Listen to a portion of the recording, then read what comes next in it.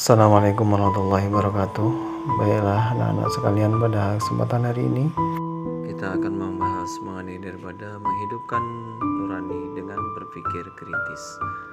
Yang pertama mengenai daripada berpikir kritis adalah mengenai daripada pengertian berpikir kritis. Menurut Mertes, berpikir kritis adalah sebuah proses yang sadar dan sengaja yang digunakan untuk menafsirkan dan mengevaluasi. Sedangkan menurut Al-Quran, berpikir kritis itu adalah mengingat Allah dalam keadaan apapun. Sedangkan berpikir kritis adalah bentuk kata kerja dari kata dasar pikir. Dalam Kamus Besar Bahasa Indonesia diartikan aktivitas yang menggunakan akal dan budi pekerti. Sementara ciri-ciri orang yang berpikir kritis, yang pertama mencari pernyataan yang jelas dari setiap pernyataan. Yang kedua mencari alasan atas semua yang dilakukan. Yang ketiga berusaha mencari informasi dengan baik, mencari sumber yang memiliki kredibilitas dan menyebutkannya, mengingat kepentingan yang asli dan mendasar, mencari alternatif solusi, bersikap dan berpikir terbuka, mengambil posisi ketika ada bukti yang cukup untuk melakukan sesuatu, mencari penjelasan sebanyak mungkin apabila memungkinkan. Selanjutnya bersikap secara sistematis dan teratur dengan bagian-bagian dari keseluruhan masalah, tak peka terhadap keilmuan dan keahlian orang lain. Sikap yang mencerminkan dalam Quran Surat Ali Imran ayat 190 sampai 191, berusaha memahami Al-Quran dan hadis dengan baik dan benar, serta berpikir kritis dan objektif dalam menghadapi problematika yang ada melalui berbagai sumber atau rujukan yang terpercaya. Berusaha bersikap kritis dan memahami semua fenomena alam sehingga mampu menemukan manfaat, faedah dan maslahat dari tanda-tanda kebesaran Allah yang ada di alam raya. Selanjutnya mengedepankan pikiran yang kritis terhadap problematika yang muncul sehingga tidak menimbulkan keburukan bagi orang lain. Dan bukti orang bersyukur adalah menggunakan akal pikiran, mengingat Allah SWT dalam segala kondisi, baik dalam keadaan senang maupun susah, kaya, miskin maupun suka dan duka, dengan menjalankan segala perintahnya dan meninggalkan segala larangannya. Keterkaitan berpikir kritis dengan orang yang berakal dan menghidupkan nurani. Terkaitan berpikir kritis dengan orang yang berakal atau disebut dengan ulil albab untuk menghidupkan hati nurani, yaitu orang yang berpikir kritis mampu berbuat keputusan tentang apa yang akan dilakukan ke depannya. Dalam Islam, masa depan yang dimaksud bukan hanya sekedar masa depan di dunia, melainkan juga masa depan di akhirat kelak. Sedangkan orang yang berakal menurut Nabi adalah orang yang mampu mengetahui bahwa kebaikan dan keburukan akan menentukan nasib kehidupan manusia di akhirat. Maka dalam setiap perbuatan yang dilakukan harus ada pertimbangan terlebih dahulu oleh akal sehat kita. Dengan kedua perilaku tersebut akan secara alami dapat menghidupkan nurani seorang untuk melakukan berbagai bentuk amalan baik yang dilakukan untuk menentukan masa depan di akhirat kelak. Selanjutnya, ciri-ciri ulil albab menurut Al-Quran diantaranya adalah berusaha untuk bangun malam, melaksanakan sujud dan rukuk di hadapan Allah Subhanahu wa Ta'ala.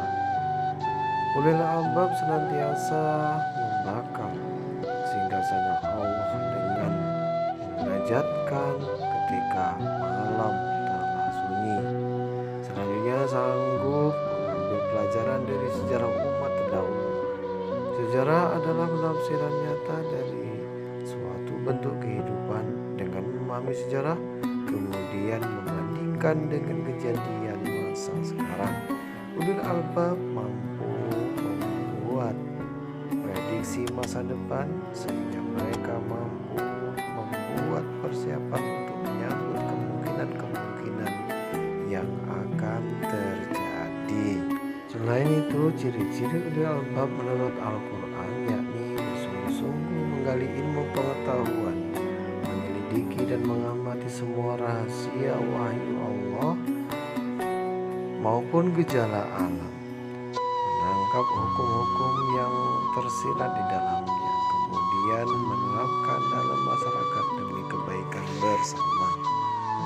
Selanjutnya, selalu berpegang teguh pada kebaikan dan keadilan, dan teliti juga kritis dalam menerima informasi, teori, proporsi atau dalil yang dimasukkan yang dikemukakan oleh orang lain sebagai sosok mujtahid.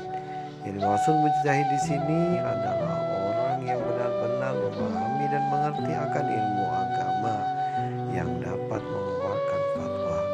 Sedangkan taklid sendiri adalah mengikuti pendapat dari seorang mujtahid, para ulama, tanpa harus mengetahui dari mana sumber dan apa alasannya.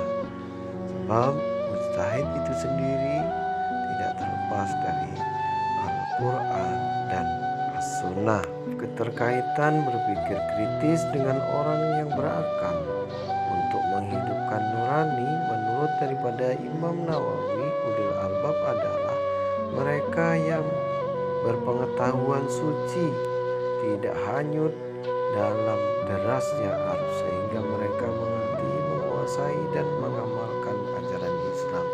Sementara menurut daripada Ibnu Munzir, menafsirkan ulil albab sebagai orang yang bertakwa kepada Allah SWT, berpengetahuan tinggi dan mampu menyesuaikan diri di segala lapisan masyarakat, elit maupun marginal. Akal itu digunakan untuk memikirkan semua tanda-tanda kebesaran Allah yang bertebaran di alam raya ini. Terus ulil albab juga merupakan hamba Allah yang selalu mengisi setiap waktunya untuk mengingat Allah SWT dalam keadaan apapun, dan selalu menggunakan akal pikirannya sehingga menghasilkan maslahat yang banyak untuk orang lain. Selanjutnya, semua ciptaan Allah SWT memiliki manfaat, dan tidak ada suatu jenis makhluk pun yang Allah ciptakan tanpa makna atau sia-sia, meskipun tidak semua manusia dapat memahaminya. Ulil albab juga melakukan pemikiran yang kritis, objektif, dan seimbang terhadap segala sesuatu atau problematika yang muncul, sehingga hasil pemikirannya tidak menjadikan pihak lain ragu dan bimbang, sampai pada akhirnya tidak memunculkan adanya dugaan buruk kepada segala ciptaan Allah Subhanahu wa Ta'ala. Segala pemikiran yang dilakukan ulil albab menimbulkan kesadaran diri bahwa semua ini bersumber dari Allah, dan menimbulkan ajakan terhadap diri sendiri dan pihak lain agar semakin dekat dalam taqarrub kepada Allah Subhanahu wa Ta'ala. Sehingga jika pemikiran seperti ini diterapkan, akan mengantarkan pada keselamatan dunia akhirat. Adapun dasar daripada berpikir kritis adalah Quran surat Ali Imran ayat 190 sampai 191 yang berbunyi, A'udzu billahi minasyaitonir rajim. Bismillahirrahmanirrahim. Inna fi khalqis samawati wal ardi wa ikhtilafin laili wan nahar laayatin liulil albab alladzina yadhkuruna Allaha qiyaman wa qu'udan wa 'ala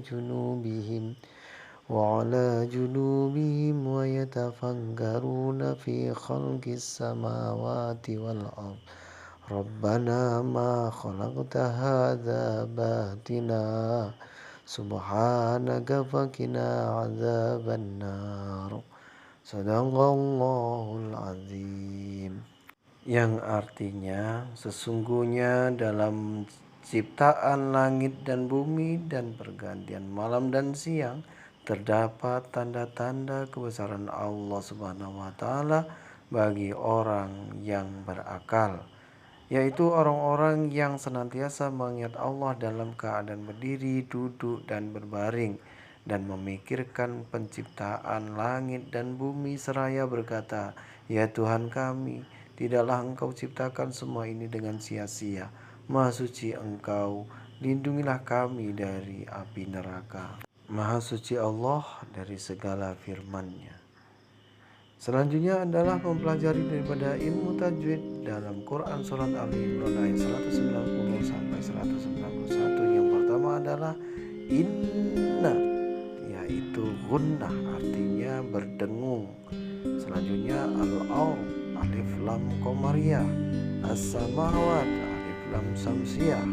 Selanjutnya adalah matabi'i, samawati. Selanjutnya adalah mat lain seperti al-lail, harus dibaca panjang.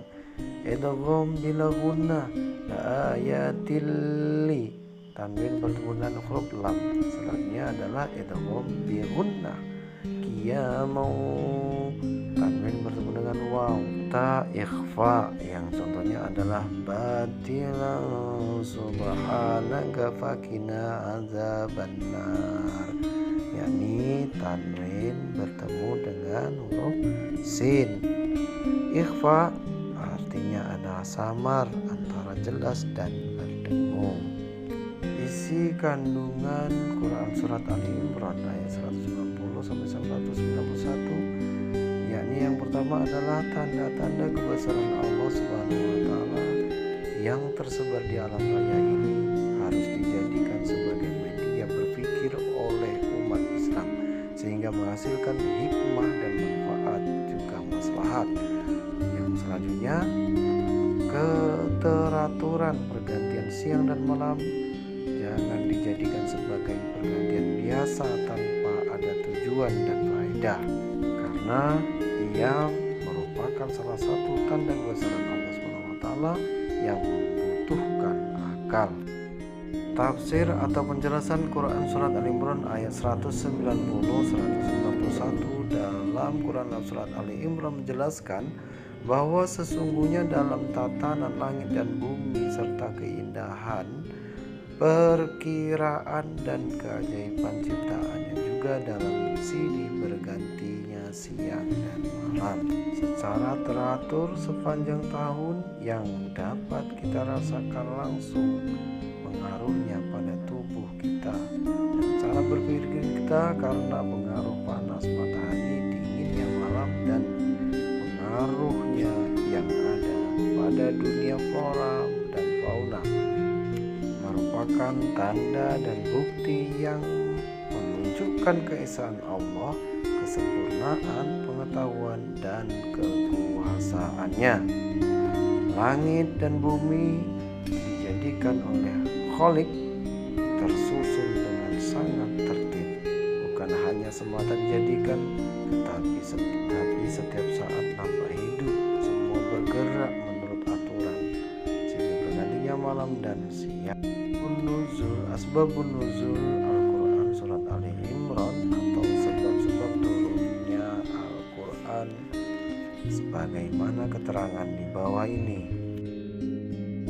Cara berpikir kritis menurut Islam melalui pengamatan, zikir, berpikir, tasbih, dan doa. Terus kesimpulan, dengan mengamati segala sesuatu yang ada di sekitar, mengingat segala sesuatu yang ada kita hadapi, tindakan untuk membedakan perkara yang baik dan yang buruk, menyerahkan segala sesuatu yang kita hadapi kepada Allah, sesuatu keputusan tentang tindakan apa yang harus kita lakukan ke depannya. Ini adalah menurut daripada cara berpikir kritis menurut Islam, sebagaimana Baik anak-anak sekalian, yang terakhir mengenai pada cara berpikir kritis menuntut umum. Yang pertama, selalu berpikir dengan kepala dingin. Yang kedua, tidak mendahulukan emosi dibandingkan logika. Selanjutnya, selalu berpikir tentang segala kemungkinan yang terjadi, selalu siap dengan apa yang harus dihadapi dan menanggung resikonya. Dan yang terakhir, mengambil keputusan berdasarkan data yang faktual atau bersifat nyata. Demikian mengenai pada berpikir kritis. Mudah-mudahan kita senantiasa ingat kepada Allah Subhanahu wa Ta'ala kapanpun dan dimanapun kita berada, dan senantiasa mengagungkan, membesarkan, dan mengesahkan Allah Subhanahu wa Ta'ala. Demikian, kurang lebihnya mohon maaf. Mudah-mudahan bermanfaat bagi kita semuanya. Amin amin ya rabbal alamin. Mari kita akhiri dengan bacaan alhamdulillah. Alhamdulillahirabbil alamin. Demikian, kurang lebihnya mohon maaf, dan wassalamualaikum warahmatullahi wabarakatuh.